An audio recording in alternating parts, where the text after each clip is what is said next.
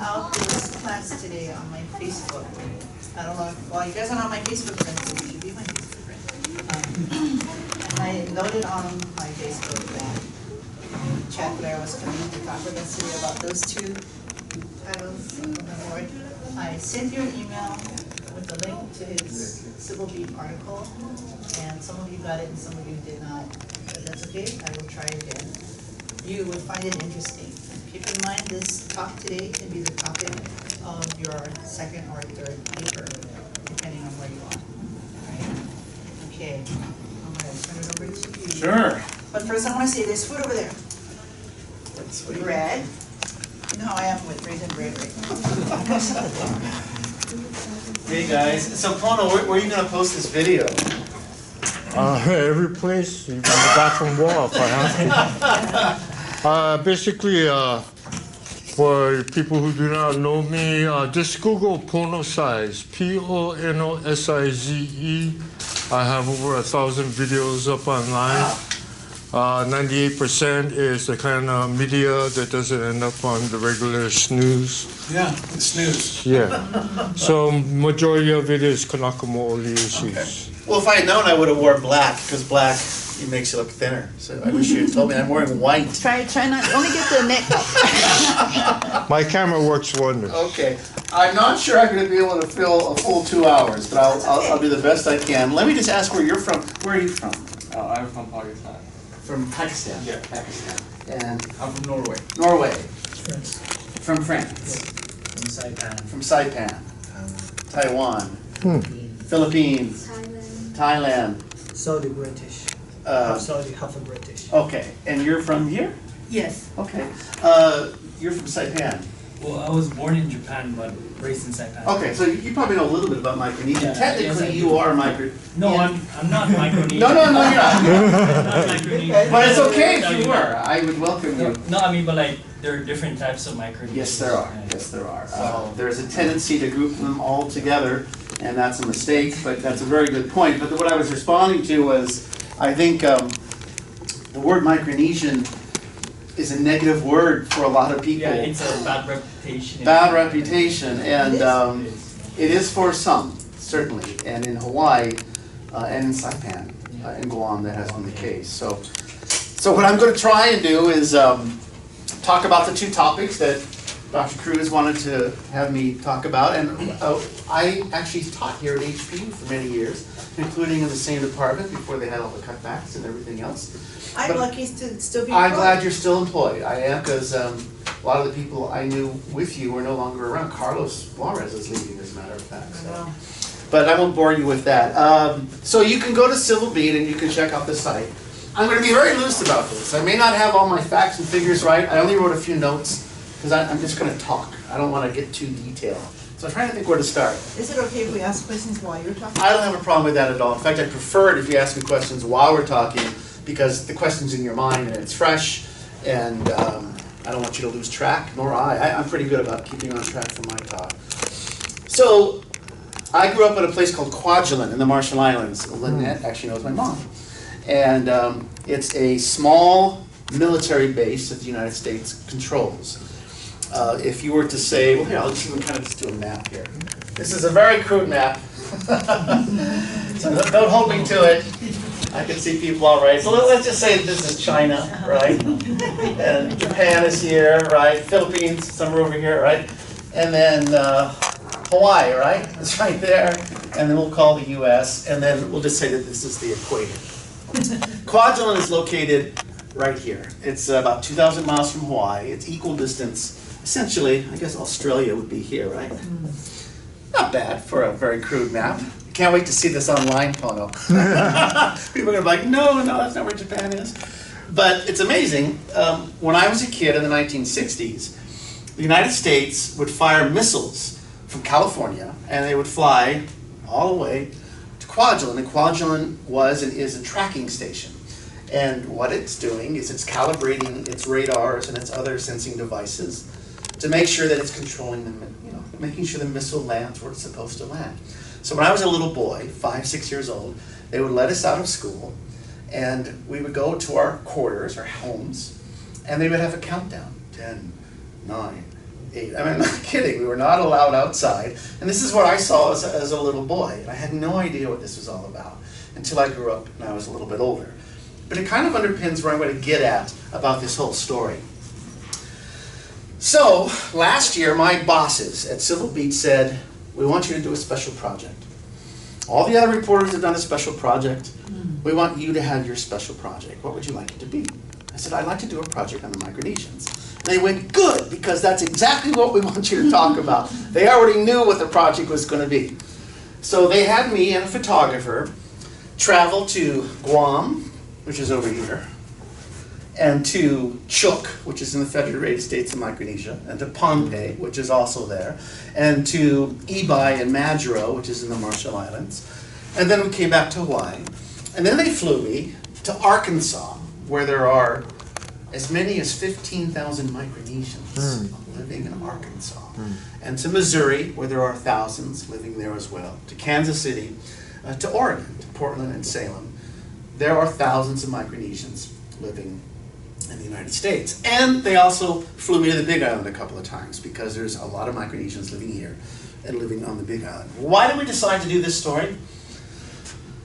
I wrote some stories about Micronesians where they felt like they were not getting respect, that they felt they had come to Hawaii expecting aloha. It's the aloha land, right? That's what we express for each other here. In fact, it was the opposite reaction. They were experiencing a lot of discrimination, a lot of bias, a lot of prejudice, and this was very upsetting to a lot of them.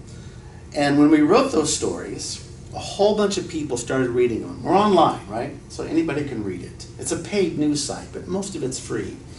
Well, we were astounded at the reaction, and we figured there's something really important going on here. So we want to understand why there were so many Micronesians in the United States, in Hawaii, and what we could learn from that and share with people. Okay, any questions so far? Okay, we have to understand that Micronesia is pretty much like right here, is really where it is. There's Polynesia, which includes Hawaii, Tahiti. There's Melanesia, Papua New Guinea. And then there's Micronesia. Micro, meaning small, right? Actually, it's not small at all. It's a very large region. And this area was very important for a lot of powers. Beginning 400, 500 years ago, the Spanish first came and started checking the area out. Magellan, who ended up in the Philippines, who I think was killed in the Philippines, is that right? He was killed in the Philippines. Is that right? And never made the rest of the journey, but his ships were the first to visit primarily this part, right? Because the Philippines are roughly right here. Well, after that, it was the Germans, but the English also came too. They didn't stay as much, but they came for a while. And then it was the Japanese in particular that after World War I was given control of most of Micronesia by what was known as the League of Nations. The League of Nations would be the precursor to the United Nations. After World War I, the powers that won wanted to have some sort of organization to help make sure a war didn't happen again. It didn't work out that way. So during the 1930s, Japan started moving and taking over all sorts of islands. And you've heard of a lot of these islands because they became very famous for wars. Okinawa, which is part of Japan, Iwo Jima, Tarawa, and so forth. Well, the Marshalls and the FSM and Palau were also part of the World War II battle sites. So, when was World War II? Who remembers when it was? What years? 1940 starts, Yeah. 1945 then. Pretty much. Second World War, right? Second World War, exactly. So what happens is, you heard about Pearl Harbor, right? That's where the Japanese attacked us in 1941. And one by one, we started taking back all the islands from the Japanese. Well, after that was done, the United Nations had been formed.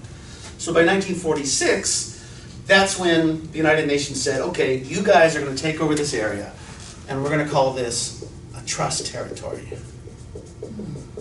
And by a trust territory, it means we're going to trust these lands and these people to you. You're going to take care of them. It actually included Guam at that time and Saipan. It no longer does because it no longer exists.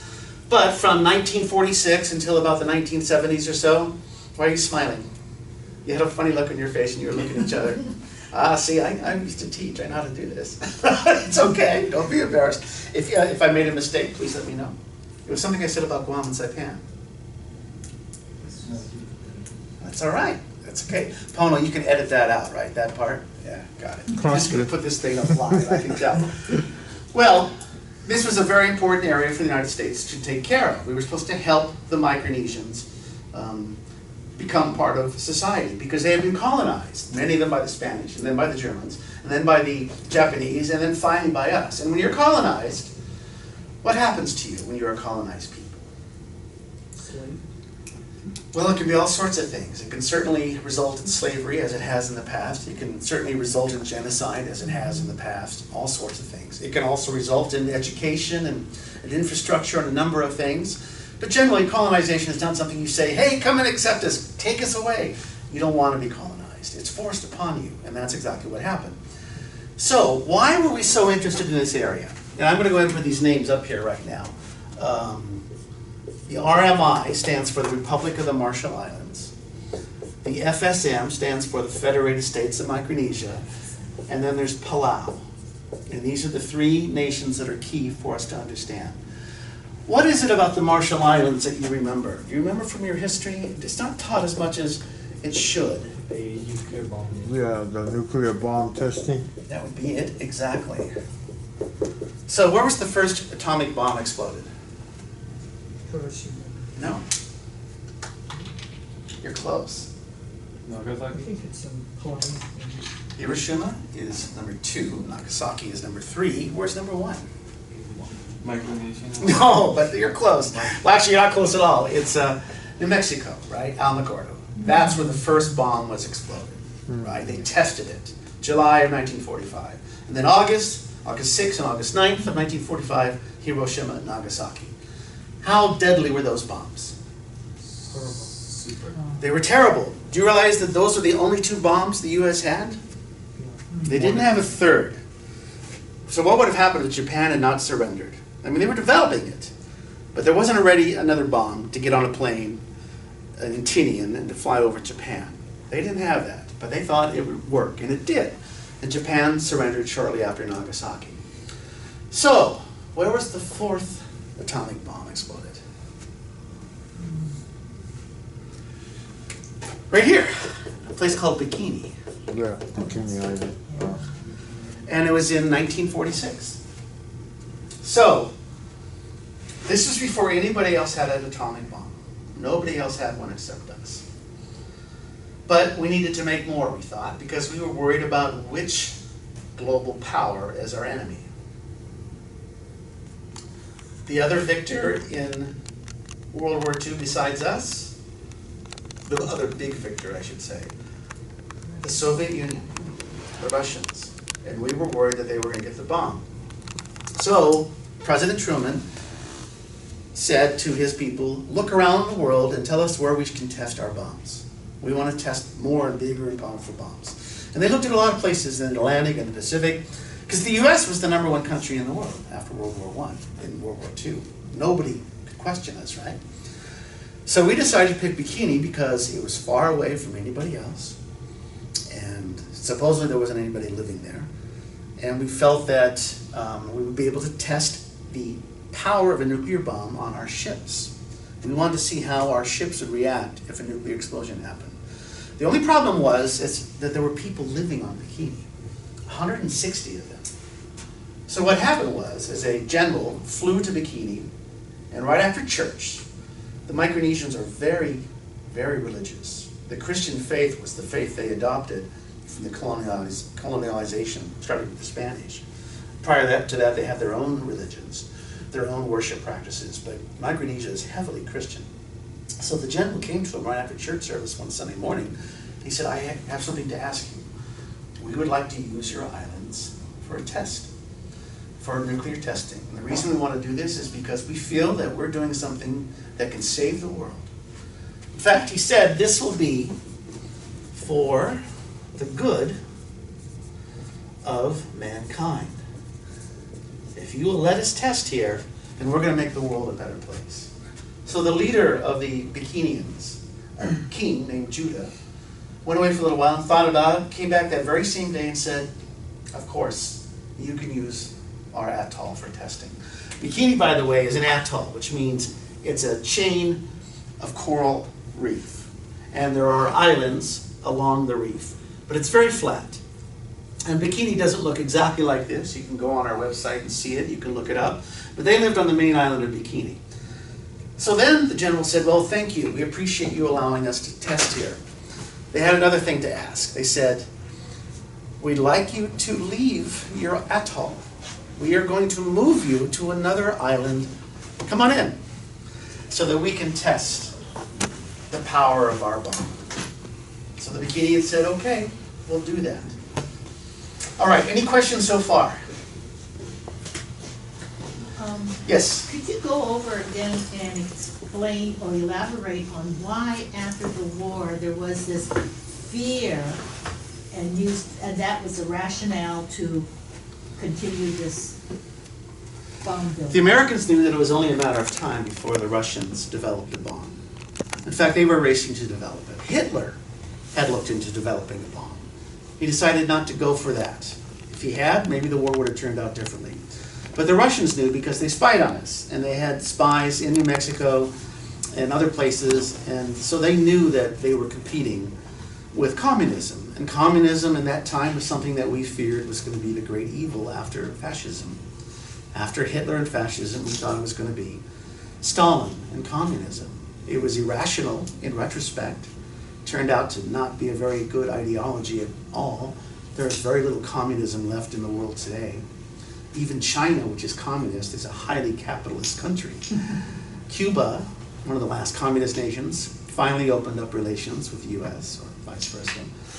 But the fear is that it was only a matter of time before the Soviets. So we wanted to test our ships. In fact, what we did is we lined up a bunch of ships. Let's say this was an island. What they would do is they would put ships in concentric circles around the island where the bomb was going to be tested. And on each of these, there was measuring equipment to measure the radiation. Because they thought that's what was going to happen, that the Soviets were going to bomb their navy and their forces. So that's the reason why we decided to continue testing our nuclear weapons. There was no money incentive? Yeah, there's always money incentive. Well, I laugh, but it's, of course there was. Absolutely. I mean, fundamentally, it was about protecting our way of life. It seems absurd now to think that the Soviet Union would have conquered us and made us all communist. But there were people that thought very strongly that that was the case, from the White House on down. And there were others as well. If you grew up in the 1940s and 1950s, and I didn't, but I've read a lot about it, it was a very serious thing. So what happens is the Bikinians are moved to another island, and the first bomb goes off in 1946. And then they go to another atoll called Anahuac, and they ask the same thing, and they move people from that atoll as well. In fact, there was another atoll called Rongelap, which was right near there.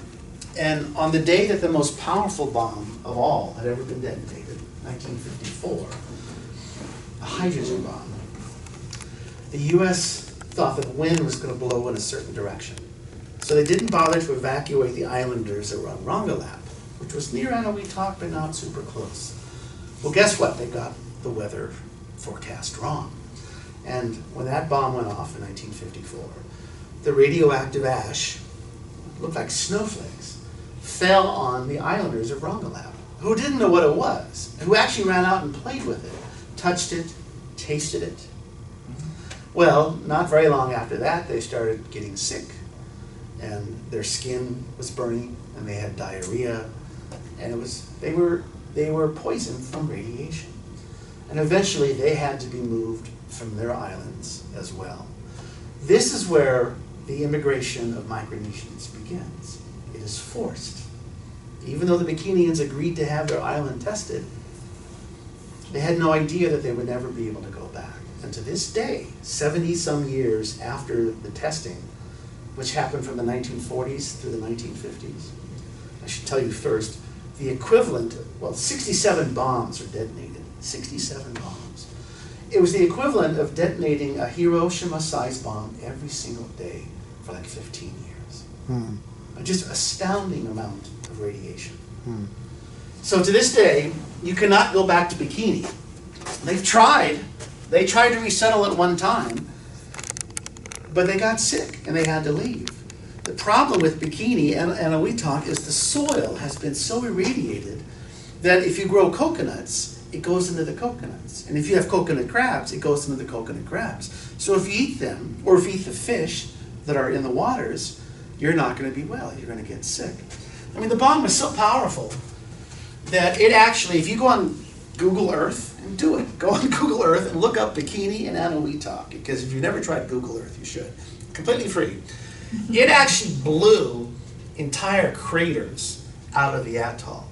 And you can see them. It's like someone took a big ice cream scoop and just went vroom. Can you imagine that? The islands were completely evaporated. We did this. The United States did this. Okay, any questions so far? Checking on my time. Not bad, 2:30. All right. So, by this time, guess who else has the bomb? The Russians have the bomb. The Chinese get the bomb, the French get the bomb, the British get the bomb, Israel gets the bomb, India gets the bomb, Pakistan gets the bomb. And to this day, I think there's 9 or 10 nations that have nuclear power. Only 1 or 2 of them have given it up. South Africa actually gave it up. They got the bomb and decided to give it up. I think that might be the only country that actually gave it up. Ukraine, when it split off from the Soviet Union.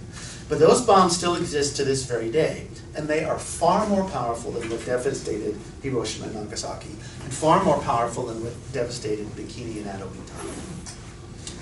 So, it's only a few hundred, but these Micronesians have to move to other islands. But for Micronesians, it's like Hawaiians. Land is so important. It is the center of their culture. It is the center of their identity. And particularly if you're from Micronesia, your land is very small. In some of these islands, it is so narrow that you can throw a softball from the lagoon side to the ocean side. That's how narrow it is. And many of them are less than 10 feet above sea level. So you can imagine how vulnerable they are. So to this day, the Bikinians have not been able to go back. Eniwetok has resettled some of its islands, but not the others. Rongelap is too poisoned to go to, and there's another island as well. So where did they go? They went to other islands in Micronesia. And they've survived, but it's been difficult. They've tried to get the U.S. government to pay them a lot of money. And the U.S. government has paid a lot. But in total, we only paid about $270 million. We said, that's it. There's the money. Seems like a lot. But guess what the actual cost would have been, according to an independent tribunal? It should have been $2.3 billion. That's to pay the people who had been exposed to the radiation, to clean off the soil. I mean, to literally take all of the soil off, remove all of the trees, put new soil on, put new trees on, and then help them go back, continue to test them, because they would get things like thyroid cancer, and to help them rebuild their life. I mean, imagine if someone came to your home today and said, we need to blow up your home. It's for national defense. We're going to move you to this other home over here. But it's far away, and it's hot, and it doesn't have any utilities, and you're not going to like it, and you're never going to be able to go back to your home. How would you feel? We screwed these guys, folks, to use a term that your ESL skills, I'm sure, probably can figure out. Pardon me. It's an awful thing. Did they know they were coming to Hawaii in the deal? No, that is where I'm going to next. So, let's go to the deal. In 1986, can I go right over here? Yes, you can erase that other stuff. I'm just going to fill this up with just all sorts of Manini stuff. The United States works out an agreement with what's known as the Compact of Free Association. COFA is how it's pronounced. C-O-F-A. By this time, the trustary was POW. It no longer existed. And these 3 nations, the Republic of the Marshall Islands, the Federated States of Micronesia, and the Republic of Palau, all gained their independence in the late 1970s. They are independent nations to this day. But we formed a special agreement through this compact. What is the compact? The compact is what is so central to understanding why there are so many Micronesians living in Hawaii today. We got to continue to control all of these nations. And we are talking about, by the way, 2 million square miles. That's a big chunk of ocean and land. The U.S. has complete defensive control. Air rights, land rights, water rights. And guess what? No other country can go in there unless they have the permission of the United States. So for us, it's very valuable because guess who's our next enemy? Probably this country, maybe not, but that's the next big boogie man that we're talking about, right? Soviets are gone, now it's China. And if it's not China, then it's Russia, which is still here, right? Because it's always about fear. It's always about making sure there's an enemy out there that we have to be scared of. And guess what? We still have a military base here called Kwajalein. Because in the 1980s, we start developing what was called Star Wars. And I don't mean Obi-Wan Kenobi and Luke Skywalker, and I know there's a new Star Wars coming out. But Star Wars was the nickname for a defense system that was developed under Ronald Reagan, the president in the 1980s. And Ronald Reagan wanted to be able to shoot a missile out of the sky with another missile fired from the ocean or from an airplane or from a satellite. So because of that, Kwajalein is now the place where they are testing what's known as SDI, Strategic Defense Initiative, and it's come under different names. Kwajalein has since been renamed the Reagan Test Site. Kwajalein is where I graduated from high school. That same place that we had the missile test when I was a kid. So if you go on Google Earth and you punch in Kwajalein, you'll see a completely... Imagine taking Ala Moana shopping center and putting it on an island. It's about that big. But most of it's an airstrip. And there's housing, and there's water, and there's a golf course, and there's schools, and it's a very decent place to live. It's like a country club. It's a military base. Well, just 3 miles from Kwajalein is a place called Ibai. And on Ibai, that's where we took all the Marshallese that were on Kwajalein and kicked them off of Kwajalein and put them on Ibai. And Ibai is a slum. It's a very crowded place. And yet they agree to do this because we pay money to keep this military base. Are you with me so far on this? So back to COFA. Under COFA, the U.S. has complete control of this area. So what did the Marshallese and the other Micronesians get in exchange? They get the right to immigrate to the United States. Free. They don't even need a visa. Now I'm guessing most of you needed a visa, although maybe not for Saipan. Probably. Oh, I was born in Japan. Okay, so Japan has a special arrangement. You have a visa, right, to work here? Okay. So Micronesians do not need a visa. All they need to do is pay for a plane ticket. So that's what we gave them in exchange. We also were paying about $200 million a year to those nations to help them with things like education and health care. Well, guess what? It's not working. Right now, about 1/3 of the population of those 3 nations, about 75,000 people, now live somewhere else besides these countries in Micronesia. Imagine if 1/3 of Hawaii's population lived somewhere else. It'd be nice, the traffic would be a lot better, I'll tell you that. Can't wait. And actually Native Hawaiians, many of them do live in places like Vegas and California. But imagine if you're a small island and 1/3 of your neighbors are gone. Well, that's what's happening because there's no jobs really to speak of. There's no industry, with the exception of Palau, which has a decent tourism industry. They really can't survive on their own. So guess what? They can get on an airplane and they can come here, and guess what? Many others have already done so. It's like any immigrant group. You're following your sisters and your brothers and your cousins and your aunties, and you're going for what reason? You're going because you want to go to school. You're going because you want to work, and then in particular because you want to get health care. And this is where Hawaii comes in big time. So because of the testing in the Marshall Islands, there's a lot of nuclear survivors. And still people don't quite know the power of radiation on the human body. You can survive it. Look at Fukushima, look at Chernobyl in the Soviet Union, but we know that it's deadly, it kills. Well, in addition to that, the Micronesians, through colonization, lost their ways of traditional survival. They didn't go fishing anymore. They didn't tend to their own crops. They lived on breadfruit. Breadfruit was like the taro equivalent. They have taro there. But because of the colonization, because they were forced to leave their other islands, they became dependent on imported goods. So what you have in Micronesia, people eating white rice, they're eating Spam, they're eating turkey tails, they're drinking Coca-Cola, they're drinking beer, they're smoking cigarettes. What does that do to the human body? Destroys the human body.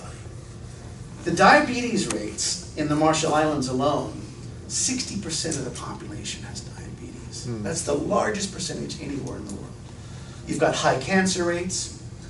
Forgive my language, but many of the Marshallese women who were exposed to the testing would give birth. And instead of a baby, they described the fetus that came out as a bunch of grapes. I mean, it had been so distorted by the radiation. And this was commonplace. This is not something that's made up. This exists, and it's heavily documented.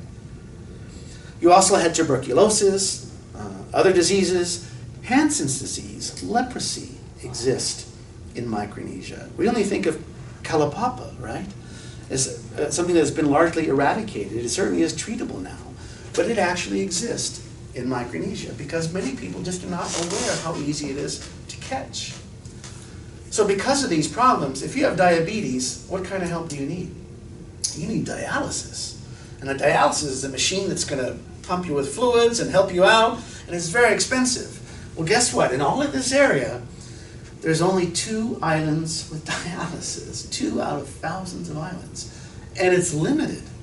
So they come here because they can go to a clinic in Kalihi and get help with their diabetes and with all their other problems. So this is a reason why so many Micronesians are coming first to Hawaii and Guam. Why do they choose Hawaii and Guam? Because Hawaii and Guam are the closest. Chuuk is only an hour plane ride from Guam. Kwajalein is a 5-hour plane ride to Honolulu. And they came, and they are here. So in Hawaii, about 15,000 Micronesians now call this place home. In Guam, about 18,000. Guam and Hawaii have had the worst of it. It has been the most difficult for them because they're small, they don't have a lot of money, even Hawaii, relatively speaking, compared to California or New York. And we've had to spend our money to take care of Micronesians. Now we should do that. We have an agreement. We control their area. But we also need more money from the federal government. So right now, well, I'm getting to it in just a second. I'll get to it right now. Something then happened in 2009 under Governor Lingle. Most Micronesians that came to Hawaii were able to qualify for MedQuest. MedQuest is medical care, essentially Medicaid. The federal government was helping low-income people to qualify for health care. Well, Lingle was upset because it was costing the state $100 million or more to take care of Micronesians. She said, we can't afford this. So they took 7,500 Micronesians, except for the pregnant, except for the kids, except for the blind and the disabled, 7,500, and they took them off of MedQuest, and they put them on another health care plan called Basic Health Hawaii. It was junk. You couldn't get as many medications. You couldn't visit the doctor as much. So imagine if you're coming from the Marshall Islands or from Chuuk, and you've got diabetes, and your sister has cancer, and your son has tuberculosis, and you're coming to Hawaii because you want to get MedQuest, and then they take you off, and they put you on something called Basic Health Hawaii, which is basically junk. How are you going to feel? You're going to feel terrible. But that's what we did because we felt we had to save money. They sued. The Micronesians sued. And they got all the way to the Supreme Court, and the Supreme Court said no. And the reason is, in 1996, the U.S. Congress actually kicked off COFA citizens and others from Medicaid. It didn't catch up to Hawaii for a long time because Hawaii has the best health care in the United States. It's mandatory under our state law. If you work 20 hours, your employer has to cover your health insurance. Only Massachusetts is as progressive as we are. Eventually, we came up with another thing called the Hawaii Health Connector. And you may have heard about the Hawaii Health Connector. because it's a junk form of care as well. So the Micronesians were taken off of MedQuest and put on Basic Health Hawaii. And then they were transferred Basic Health Hawaii to the Hawaii Health Connector, which, if you follow the newspaper articles over the last 2 years or so, has just been awful. Computer problems. Imagine this. Imagine if English is not your first language. I think you can relate to this in this class. Let me tell you guys, English is my first language, and I don't understand health insurance. It's very complicated. Imagine that all you want is some pills to take care of you, but you don't know what these forms mean. You don't understand why I have to go to the doctor at this time. It's very confusing, especially for cultures that didn't grow up with doctors like we do. They didn't grow up going to a regular checkup and having a physician that saw you from a little age on. It just wasn't part of their culture. They had other things that took care of their health needs. But this is the American system, the westernized healthcare system. And then finally, this month, guess what? We are now enrolling these 7,500 Micronesians, and by the way, it's now up to 8,500, into Obamacare, because the Health Connector went out of business. And Obamacare, well, Obamacare is a controversial program. Most Republicans hate it. They think it's a waste of money. Most Democrats think it's a good thing. We need to take care of our people that need health insurance. The problem with many Micronesians is they don't have enough money to pay for the copay. They don't have enough money. If they got to decide between going to the doctor and paying for that visit and paying for the medications, or taking that money and paying their rent and buying food, what are they going to do? They're going to go and skip the health care, and they're going to take care of the very basic things, which is a roof over your head and food. So here, in only 6 years, 7,500 Micronesians have had 4 health care programs. And it's because of us, because we said so. All right, are you with me so far? Here, I thought I wasn't going to be able to speak for this long.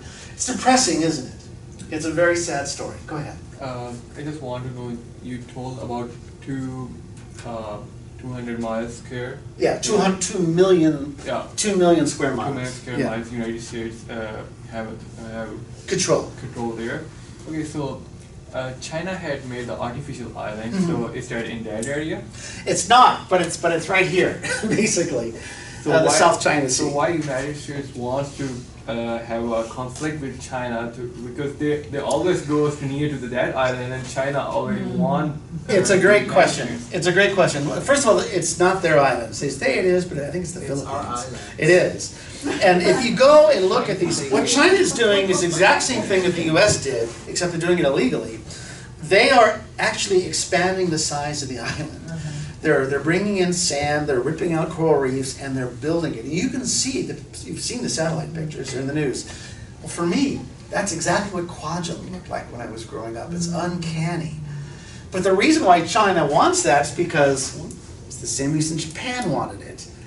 They want control of the area. It's the same reason the U.S. wants it. They want control. Japan and United States both are doing the sea exercises. That's correct. In that area. That's right. And China have a lot of concerns about that. So do we. The concern is that's where the next war is going to start. I sure hope not. Yes, sir. By the way, I'm just curious whether all of you know the history of Hawaii and how illegal the U.S. is occupying our country here. All of you know it, right?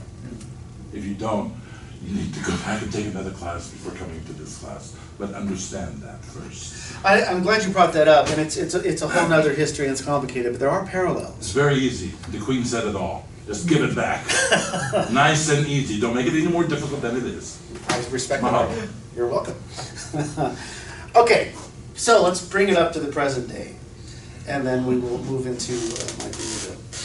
I should tell you that most Micronesians that come here are doing very well. They're doctors, they're lawyers, they're teachers.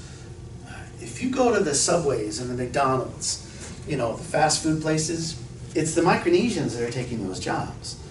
It's the same jobs that the Filipinos took before them, or the Samoans or the Tongans. Every immigrant group that comes here takes the lowest paying jobs. And eventually, every immigrant that comes here, assimilates and becomes part of society, becomes a Hawaii society. It's not always smooth, it's not always easy, but the real story is that most Micronesians are doing pretty well.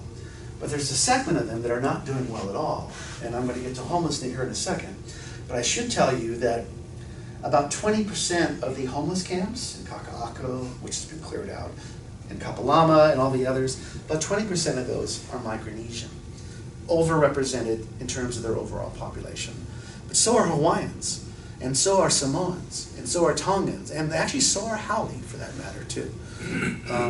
Our homeless camps are as diverse as us, but not completely as diverse. You won't find as many Japanese and Koreans and others. It's an unfortunate situation.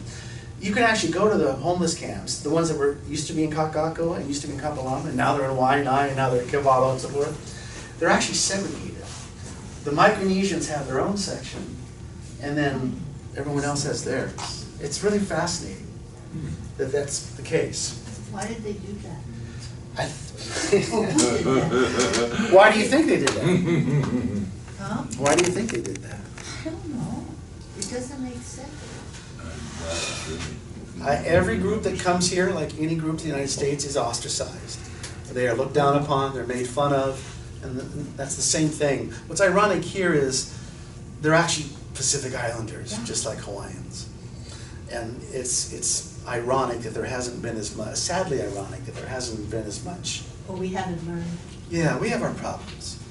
Okay, let me finish up with two things and then I'll move on to homelessness before, but I'll take questions on this section before we go on. There's two other things you need to know. I said there's $200 million a year going out to Micronesia. In 2023, the money stops. With the exception of renting the military base on Kwajalein and some programs here and there, the money is going to dry up. It's gone. Well, if you're the Republic of the Marshall Islands, 60% of your total revenue is from the U.S. government. And if you're the FSM, 30% of it. So imagine if you lost 60% or 30% of your own income. How would you do? They're going to be in serious trouble because the economies there are not sufficient, at least not yet, to sustain them. But guess what? We will still control the area. The money stops, but not our control. And they can still come to the U.S. without a visa. So can you see where this is going? Because there's one other problem, and that's climate change.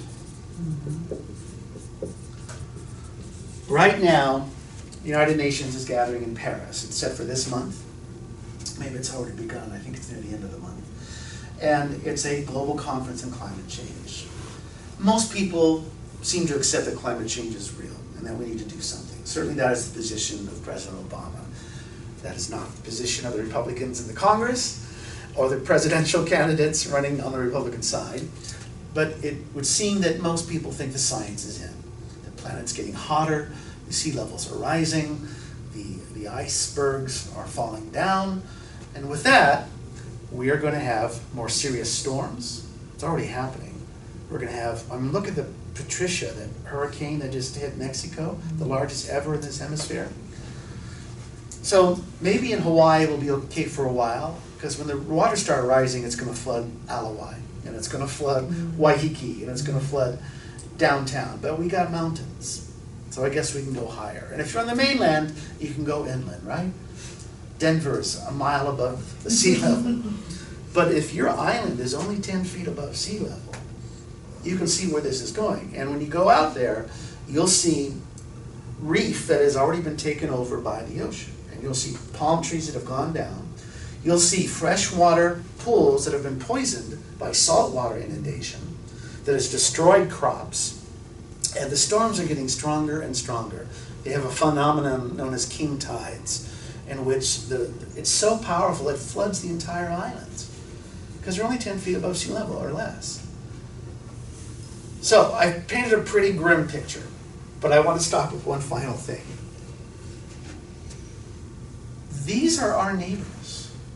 These are people that have a relationship with the United States that goes back to 1944. In some cases, we blew their islands off the surface of the earth. We have had them adopt our bad habits. Their health care has suffered severely. And there's only about 200,000 of them total. 1/3 of them have already moved to the United States. So what should we do? Send the rest to Washington DC. I promise you, it will be rectified. In Washington, there is legislation from Hawaii, actually, to get them back on Medicaid so that they're eligible for Medicaid. Because you know what? They're paying taxes. Yeah, there's some that are not. But most of them are working. They're paying into Social Security, but they're not getting Medicaid coverage. Is that fair? No, it's not. So there's legislation from Mazie Hirono and others to make them re-eligible.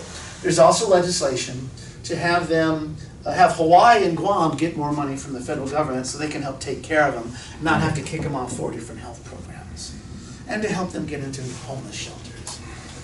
The problem is Democrats don't have a lot of power in Washington right now outside of the White House, and until they do, or until Republicans can be persuaded that this is our shared history, I guess is what I'm trying to say. This is not isolated. This is our backyard, and now the folks in our backyard have moved to our front yard. And we should welcome them, and we should learn from them, and we should help them. And that's my talk on the Micronesians. Questions? Yes, sir. The culprits that created all this are the ones that are needing to fess up, to rectify it. Not the rest of us. They know exactly their agenda and why they did what they did. The problem is... Nothing secret about it. That's just the way they are culturally. They're thieves, liars, and bullies of the world. I'll give you their point of view, which is not that. But here's... I respect your views, but here's how they look at it. We signed a treaty. I signed it and you signed it. And because of that, it's a done deal. Now, if you want to renegotiate, you're going to have to tell me why. But from them, because you know how we are with our lawyers and our courts, right? That's the way this country works, litigation. They're revisionists. So they feel like it was, I mean, their argument is, you agreed to this, Micronesians. Because the other thing is the nuclear testing, the 270 million that I mentioned, they agreed to that too. So from their point of view, they've taken it to the courts. Micronesians have gone to the courts and to the Congress saying, good, can we revisit this? And the courts have said, it's a done deal. It's settled. And legally, they have grounding. I'm not saying that's right. It's not right. But that's their point of view. Hawaii never had a treaty. Guess what? We're still suffering the consequences. We're not even going to get into that one. No, you need to understand that Okay. the truth of this land. Okay. It begins here in Hawaii. Okay. You rectify putting our queen back on where she belongs. We are the wealthiest nation on the face of the earth. The scumbags that the United States are the ones that's spending our money that's entitled to my people first. It's that simple. Now let's start with truth when we have any kind of discussion. So what I would say is, and a lot of what you're saying, if not everything that you're saying is correct, would the Hawaiians, the Hawaiian nation, if it were in control, offer them what they need? Micronesians? Yes. I can't answer that. I know you can't, Yeah, and I yeah. tell you the truth, I can't answer that either, because the Hawaiians, let's use that, the Hawaiians are American, and so they would take an American perspective, which is, you sign a contract, it's a done deal, forget it. And so I think, just listening to how you told the story and to what the people themselves are saying, you owe. I'm sick as a result of something that you did. Yeah. You owe. And on the other side it says, well, we paid. Yeah. But it's not really about money. It's really, It's about responsibility. yes, it's about kuleana. I was going to say that It because I know is. my students understand what that means. Kuleana is exactly right. This is Unfulfilled. it's an not done. obligation. It is unfulfilled. By the way, the nuclear testing, when those deals were made, many of the people in the Micronesian islands, the Marshalls, didn't understand just how powerful the radiation was because the documents were kept secret. So the agreement was conducted in the early 1980s because of COFA was in 86, right? Well, guess what? It wasn't until the 1990s under President Clinton that a lot of those documents became public because of reporters and people in Micronesia. And it was those documents that actually revealed that the testing was far more severe and that when that wind changed direction from the Anahuac test and went and covered the island of Rongelap, the Americans later then studied the Rongelapese, the people, to see how the radiation affected them. They used them as guinea pigs. This information was not known when the treaty was done. So from their point of view was, you negotiated a deal that was on bad faith. You didn't tell us up. Now we can go into the overthrow and the annexation and so forth, but there are similar arguments to be made there. But I want to stick with Micronesia today, because that's what I was asked to talk about. Other questions about this story? You can read all about it on our website, by the way, but now I'm guessing you don't want to. But there's photos! I sent the link, so if you can get it, I'll send it again. You should. I tell you, one of the most wonderful things about the series is the photos. And the photos show the people and the places, and it's beautiful. Some of the pictures are hard to look at, but many of them, your heart just can't help but open up to them. They're a wonderful people, and they're extremely diverse. There are all sorts of, there's at least 16 different distinct languages. You can't group them all together. Yes? It's just a comment. I know you want to stick with the Micronesians, but yet you took a little detours here and there, and what's emerging in my mind is that this is a repeated behavior that has not Just the way changed they are over and culturally. over and over again. And I can't understand that. Don't try to understand it. Just understand thieves, liars, and they are never to be respected. Never. It's that simple. And by the way, anything the U.S. does is always right for the U.S. It's not righteous. That's the difference between Hawaii and the U.S. Hawaii is a very righteous spot in the universe. And the U.S. is not. Mahalo for this. Mahalo. You can come live with us when we get our nation back, okay? What do you think about Nayapuni? Hmm? What do you think about Nayapuni? There's no such a thing. The whole system was created by the U.S. and it's tainted by the U.S. So you're not participating in the They're election? scumbags on the scum of the earth. Gotcha. Got it. Nice and simple, no discussion. Good shit is shit is shit is shit. They care about their. I've met you before. I think I met you at the federal recognition hearings of the Interior. Oh, I yeah. remember. Isn't one of your family members involved? My cousin is presently the head head of of that Nayapuni. organization. And Your I cousin spoke is- to him 2 weeks ago. Your cousin is a scumbag? I said, me and my twin brother are waiting to see who's gonna end up shooting the last of my Okay, cousins. all right. I've interviewed That you. means this dog I for the Americans do to be remember fed. who you were. It's right, you got a conch, is it a conch? Not a conch shell, but This is called a trumpet shell. those are common in Micronesia. All right, moving on. I have a question. Yes. So, Sure. just because of Hawaii Yeah. providing health benefits Yeah. to Micronesians, that's why Micronesians are coming Hawaii, or there is another reason for coming here? Oh, it's the same reason that you came here. It's for education. Many Micronesians, long before the treaty, were coming to places like Chaminade and H.P.U, and the University of Hawaii and UH-Hilo. Like any group, there's very limited higher education back in Micronesia. There's only a few colleges, and they're really not at the level of certainly UH or HPU or Chaminade. But they came for education. And then often, like any group, they often stay. And maybe they marry an American, or maybe they finally qualify for citizenship. So it's really jobs and education. But healthcare is particularly pronounced in Hawaii and Guam because it's the closest. So those are the three reasons that they're coming. Okay, so Micronesians are like, on another streets, like they would be in DC, Washington DC, they would be in New York. They are there. They are there. Okay, so why they are not so much sensitive about them? So Hawaiian people are so much sensitive. The numbers are much larger in Hawaii and Guam. The largest concentration is here. And Hawaii, the reason why it's compounded is we're very expensive to live in. Now, I know Washington, D.C. and New York and San Francisco are, but we have the highest cost of living overall. Our rents, we can't even afford it ourselves. We have the highest fuel prices, electricity, food, I mean, you name it. But we also don't have many jobs outside the tourism sector. I mentioned Northwest Arkansas and how there's something like 15,000 Micronesians. Most of them are from the Marshall Islands. Do you know why they're there? Yeah, chicken. Chicken factories. Huh. They're working at Tyson Chicken and Butterball Turkey. The chicken factory capital of the world is in Northwest Arkansas, and the Marshallese are happy to work at $10 an hour. The cost of living is very inexpensive there.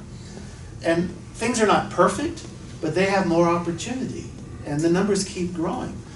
Here's the other big employer for Northwest Arkansas, Walmart.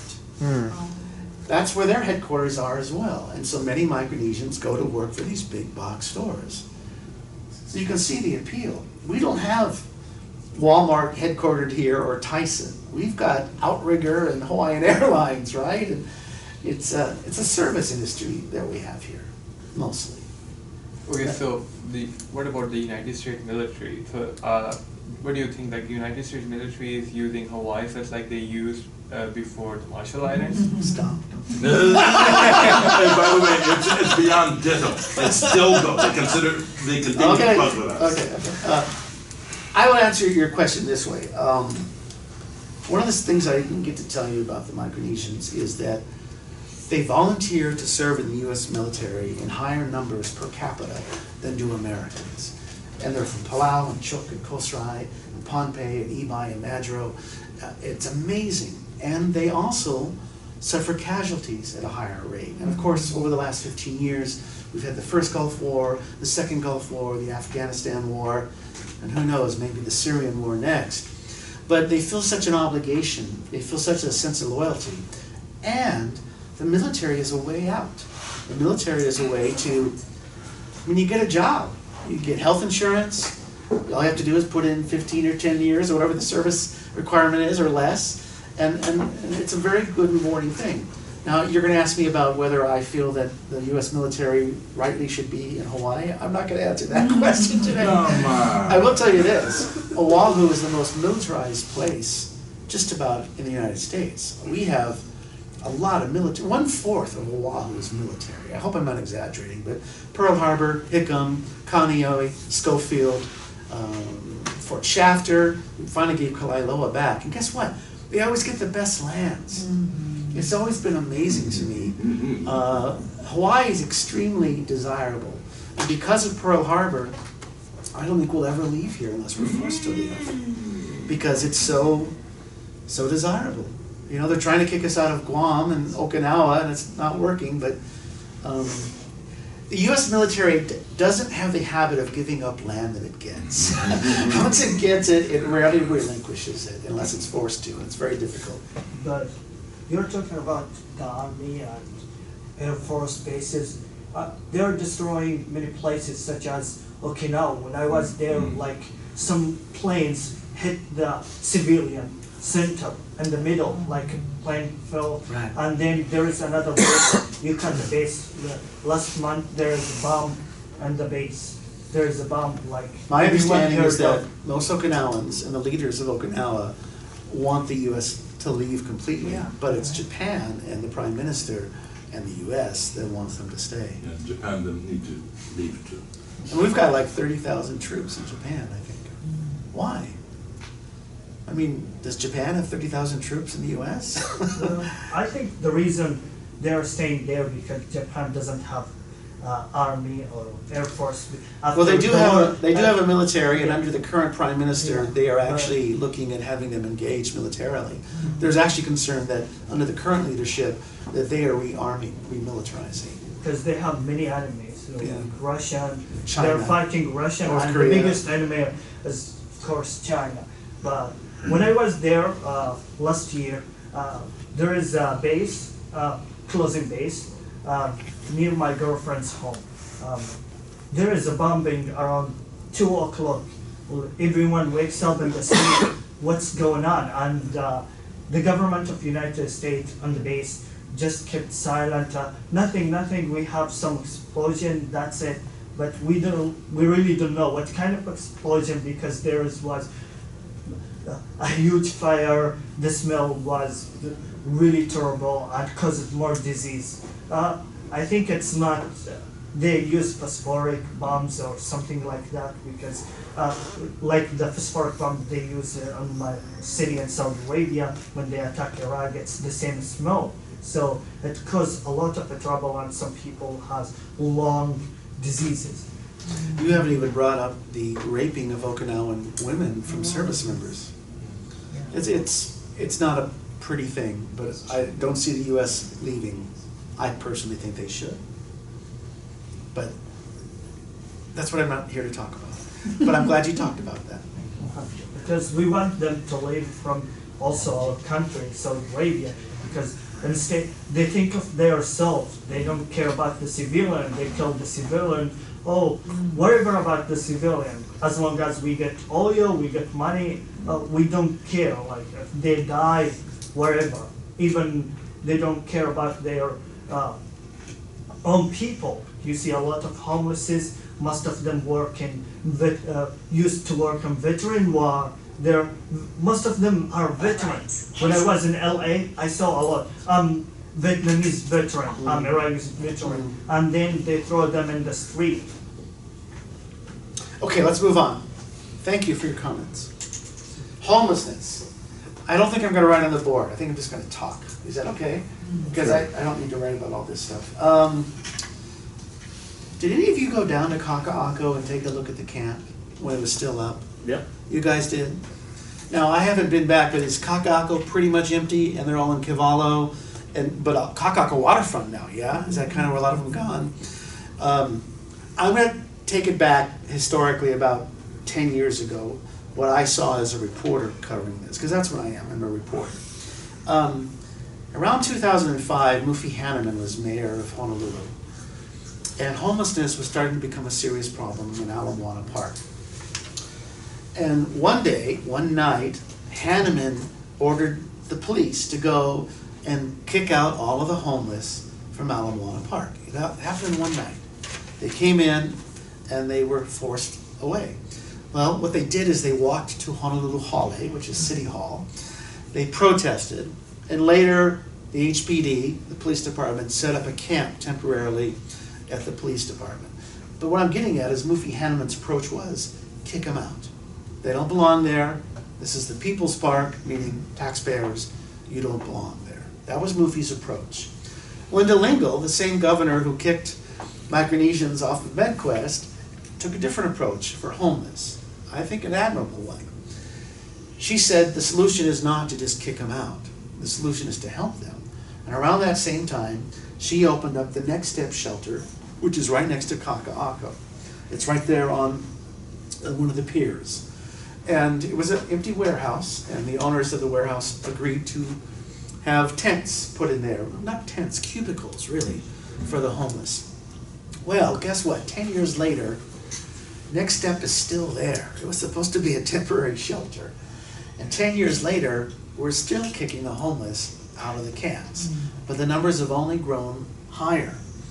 I first became aware after that of Waikiki and Kapiolani Park because the tourists were noticing them. And store owners, the ABC clerks, were finding people that had defecated or urinated in their door front, and people that were sleeping on the sidewalks. And so Kapiolani and Waikiki became ground zero because suddenly people were posting things on those tourism websites saying, oh, we can't believe what Waikiki looks like right now with all the homeless. So the solution was to start closing the bathrooms in Kapiolani Park and to start regulating where they could be. And they essentially moved the homeless out of Kapiolani Park and Waikiki. Well, where did they go? They went to Kaka'ako.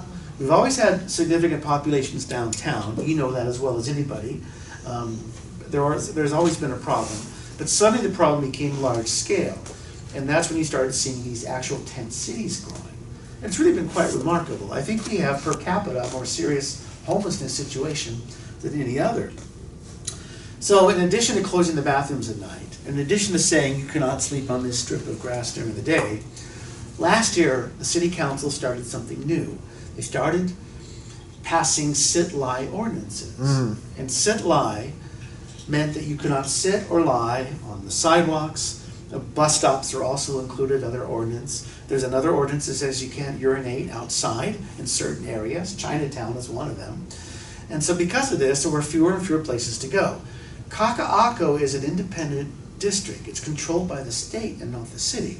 It's also owned by Kamehameha Schools and the Office of Hawaiian Affairs. So it's a very strange jurisdictional area. So those streets where they were all showing up on, it wasn't clear who was in charge. And that was one reason it was so appealing for the homeless to go there. The same with Kapalama Canal and Kalihi. I mean, can you imagine living along what is essentially a sewer? It's an open sewer, really. But it's open banks. Well, since then, they've kicked out one side. They've started to put a fence up to keep them out Both there. sides have fences, though. So they now have both? I wasn't sure. So the HCC side, yeah? Both Okay. Both sides, and there's no. Okay, and that was all recent legislation. Now, Kirk Caldwell's policy, the city mayor, has been what he calls compassionate disruption, which is we're going to kick you out and we're going to try and help you. But this is a very challenging situation because the reason why people become homeless, it's complicated. One reason is they can't afford to live here. And that's a big reason why many of them are there. They're 2 or 3 paychecks away Right. from being forced. I mean, where would you go if tomorrow you were fired from your job, you spent a month looking for a job, you got kicked out of your apartment, you didn't have any family that you could stay with, your friends said, oh, forget about it, where would you go? If you had to Sunshine and a nice sandy beach. I mean, the reason why they're drawn to the ocean front is because that's where the parks are. That's where there's drinking fountains, there's showers, there's toilets, and at nighttime they're generally empty. I mean, it's duh. I mean, that's why people are doing that. But the city has not done enough to really try and help find a place for people to live. Because in addition to not having employment opportunities, a lot of them are mentally ill. A lot of them have serious drug and alcohol problems. A lot of them are victims of domestic violence. You can't characterize homeless people in one way or another. Some of them suffer all of those problems. So how do you come up with a blanket solution? You don't come up with a blanket solution. Right now, that solution is just simply push them somewhere else. Now they're going to Waianae. In Waianae, there's actually a camp next to the Waianae Boat Harbor where they've actually formed their own community. They've elected a mayor. Twinkles, I think is his name. And they actually have some structure and orderliness out there. Her name, huh? And the city and the state have decided not to really mess with them because they can see that it's kind of working. But that doesn't mean that other people in Waianae are very happy about what's going on out there. But there's not a lot of tourists in Waianae. It's a poor area of Oahu. A lot of Hawaiians out there, a lot of haole, right? A lot of Hawaiian homelands out there. So it's not a priority. It's not Waikiki. Now the state has gotten involved. And Governor David Ige has formed a task force, which has the city and Congress and so forth, and they're taking a different approach. They're trying to actually use data to go and count everybody and find out what their individual needs are, and then try through outreach to meet those individual needs one at a time. Oh, you're having drug and alcohol abuse. Oh, you just lost your job, but you need a short-term help with rent. These are the kind of ways they think they can solve as many of these as possible. The ultimate solution to homelessness is housing. It's as simple as that. It's not going to cover everybody, but in a city that has the $700,000 is what the average cost of a home is in this town. $700,000. You can go to North Dakota or Iowa or something, and it's probably not even a couple $100,000. It's much less. I mean, that's the reason why they're having troubles. But we cannot get developers to provide enough affordable housing units. Have you seen all the skyscrapers going up lately? It's just amazing. From Ala Moana to Kaka'ako, I've never seen anything quite like it. Well, most of those, a lot of them are going to be luxury apartments. Some developers, in exchange for the development of the land, do agree to build a percentage of affordable housing. But to be honest with you, for most developers, they're not interested in that. They're interested in the people that can spend $1 or $2 million on a penthouse. So there's not much of a financial incentive. What the state and the city are trying to do is actually rehabilitate some of their existing affordable housing areas, because there's a lot of them that are actually empty right now. They need new wiring, they need new plumbing, and they're trying to target that money in that regard. But here's another problem. Most of us don't care about the homeless. I hate to say it, but most of us are repulsed by the homeless. That's the American style. We're scared, It's we not look one- down upon them, we're not compassionate. The Yeah. people that are doing the most work to help the homeless are the churches, the nonprofit organizations. Volunteers. Volunteers, exactly. Most of us would rather they just be gone. And I hate to say it, but I think a lot of us quietly go, yeah, just kick them out of Kaka'ako so I don't have to see them anymore. So this is a mindset, and to change a mindset is very, very difficult. You know, it's the worst part of this whole situation. The host culture is top on the list for being displaced. Yes, it is. You never do that That's to correct. anyone's homeland. Do unto others as you'd like done unto you. That's the biggest disrespect on the face of the earth, and it's all because of money. They I do are wanna- cashing in on the goose that lays the golden egg. That's all they're doing. They have no compassion, no concern for who's going to move into those buildings without any kind of possible enough infrastructure happening or enough food coming in for those people. They don't give a damn. They're cashing in on the goose that lays the golden egg. The scumbags. No more eggs. Guess what? They're still plugging that goose. They're getting gold dipsticks. Okay, thank you. I just want to tell you about a couple of novel solutions that have not been adopted so far. Some might work and some might not. The legislature, some people in the legislature have actually worked to fly homeless people back to the mainland. It's an interesting idea. It's a one-way ticket. It hasn't done very well, but I don't know if that's the solution because, as you pointed out, most of the homeless are from here. So what are you going to do, fly them home to Pearl City? I beg to differ. Most of them are from your country, not my country. The numbers are, oh, okay, gotcha. Here's another idea that's been proposed, to let people sleep in their cars. A lot of people do actually sleep in their cars. And they actually go to work in the morning, and they find a place to shower, and they go back. Because rent is so high in this state. There's actually been talk about turning some parking lots at night into areas where homeless people can park their cars and stay. But the legislature has so far not got around to that idea. There's been too much opposition. Well, you know, LA is doing It does. There are other communities that are doing that. Another one is to set LA up is what's finding known it as... illegal to be in a car. That's the difference. Right. Others have talked about setting up what are known as safe zones. Places where homeless people know they can go and be safe. Right now, Sand Island, a couple of lots out there will be turned into a temporary transitional shelter. They're actually going to have people living in shipping containers. Is that gonna happen? It is going to happen. Yeah. It is actually going to happen. So there are some novel solutions that are being talked, and some of them even acted upon. But there's some question as to whether those homeless people are going to want to go out there. For example, right now it doesn't include families. They're going to have to change the law to allow families. Okay, I'm going to stop there, only because my voice is starting to run out. I did pretty good, don't you think? Yeah, you said you didn't address Micronesians. Okay, I will bring up Micronesian homelessness.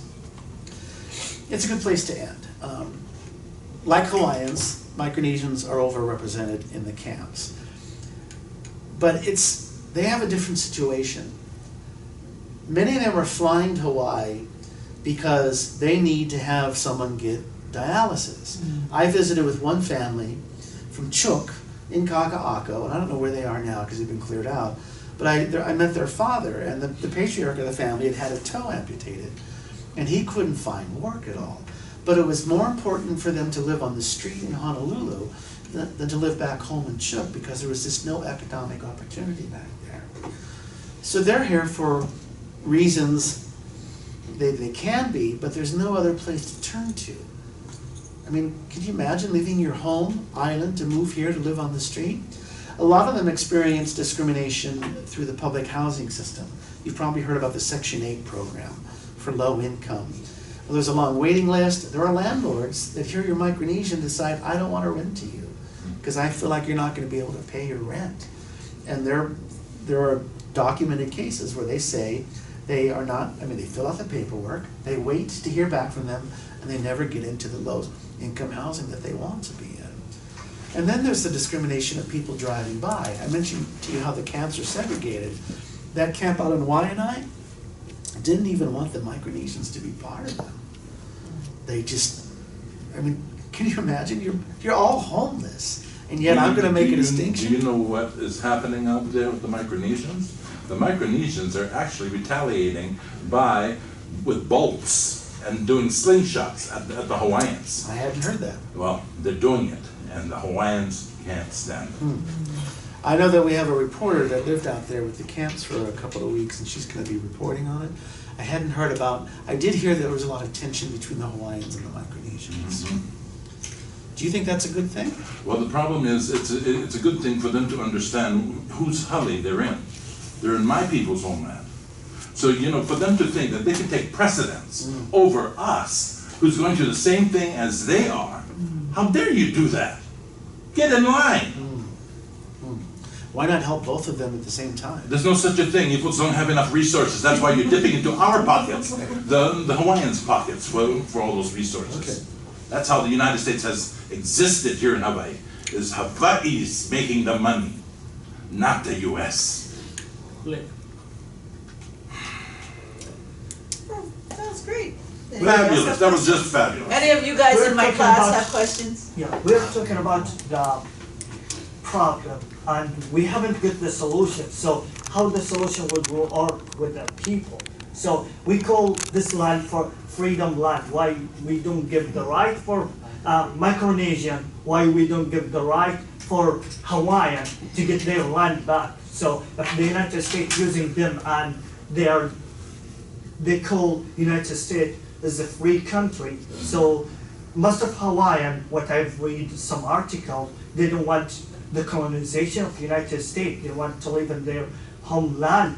They want to get everything. So when I see homeless in the street, it's caused. It's not. They've been living for hundreds of years. They don't have this suffering. But since the colonization and the money control, then we will see high raise number of homelessness in Hawaii and in the mainland too. So when you are using the people and you threaten them and colonizing them, then the corporation take the control over the country. Then you have a high rate of number of homelessness, and you can't solve it. Once you think about the homeless, why United States spend a lot of money on wars rather than spend it on their own people? For example, they give Israel like about $3 billion every year for free as a gift, while people, they don't have food to eat. I'll tell you a story to kind of bring it back to the discussion. There's a guy that lives on the Big Island. He's from Anahuac, the very island that we were talking about. And right now he's running for mayor of Anahuac. He wants to go back and he wants to help his own land. And he said to me, he says, "How much does that airplane cost?" I said, "Which airplane?" He says, "You know, the black one with the wings." I said, "Oh, the B-1 bomber, right? The stealth bomber." I said, "Probably $1 billion." And he said, "For one airplane, you could take care of the Micronesian people." My guess is it would actually be 2 airplanes, but his point is, I think your point, it's nothing. It is a minor cost in the United States, but our priority is not there. We're not going to sell that one plane to help even people that are in need. What about the $3 billion you give it to Israel? No, we also give we also give $2 billion to Egypt. I think Pakistan gets money from us too. We give a lot of money and we sell a lot of arms, but I wasn't invited to talk about that today. That's the reason for a lot of homelessness. Yeah. Why they don't have food. Yes. Would you speak to what is being done or thought about for the homeless in rehabilitating them? No, that's the wrong word, but jobs. They're out of jobs. I mean, not all of them. I know you said some are mentally ill and you have problems, Sure. but I suspect there's probably some fraction of them that just need a job and to help them get a job. There is, when they get in the shelters, you got to remember with shelters have rules, and not everybody wants to play by the rules. There's a lot of restrictions on substance abuse, for example, and you have to go to bed at a certain time, and you can't fight, and there's some people that just don't want to pay any attention to rules. But one of the things that IHS, which is right down here, Institute of Human Services, and the Next Step Shelter are doing is they are actually training, job training. And they are actually having the homeless do the chores right there, cleaning the bathrooms, taking care of the areas. They're having people coming in and helping them with skills. I mean, some of it as simple as trying to get a driver's license or even an ID. Because once you lose your identification, it's very difficult to navigate almost anything in society. So there are a number of those kind of stories. And they are transitioning into units where they can live. There are success stories. But it's all overshadowed by the people that are living in the tents. You don't hear enough of those stories. Now, the housing situation and the high rents or how much it costs to purchase them, what is the ballpark figure of people living in these places, you know, just a snapshot today? How many of them are residents or, you know, voting in the state versus not residents? Most of them are from here in very large numbers. I've seen the data from this year and from 2014. There is a sizable, not sizable, there are those from the mainland, no question. 10%? vote. 1%? Yeah, and they don't vote. You just, you know, but most of them are from Hawaii. I mentioned the 20% that are Micronesian. No, I meant the, You mean living in the public housing? No, not public housing, the ones that people can't have enough money to rent or Yeah. to purchase. Well, I would say that's most of us in Hawaii. I don't mean to laugh at that, but it's so expensive But that's what I'm wondering, to you live have all here. this real estate Yeah. or all this housing, and it's housed by There's non-residents. no money in it. Yeah. But basically what it comes down to is any kind of solution you come up with that might work, there is no money in it, so people who could make it work won't. Yeah, I have to agree with my Yeah. friend that greed is very much at the core of a lot of the reasons why things don't get better. There are people out there. There's a developer by the name of Stanford Carr, for example, who has actually built apartment units with a lot of affordable units, and he's doing that at a detriment to his own bottom line. But there Good are for very his few. spirit. Yeah, but there are a few people like it is, but there are not enough people like him. Yeah. But there are examples of him that show that it can be done if people want to do that. But it is about, Yeah. I'm afraid to say it, about money. Yeah, Chad, I'm gonna give you a break. Thank you. Because you've been talking for Thank a you. solid Thank hour you. and a half. Wow, yeah, hour and a half. Yeah, Thank you for coming. thank you. You guys have been great. And thank you guys all for being attentive. I know you need to have a little break. Take a break, 10 minutes. Go. And then when you come back, have some refreshments. They just brought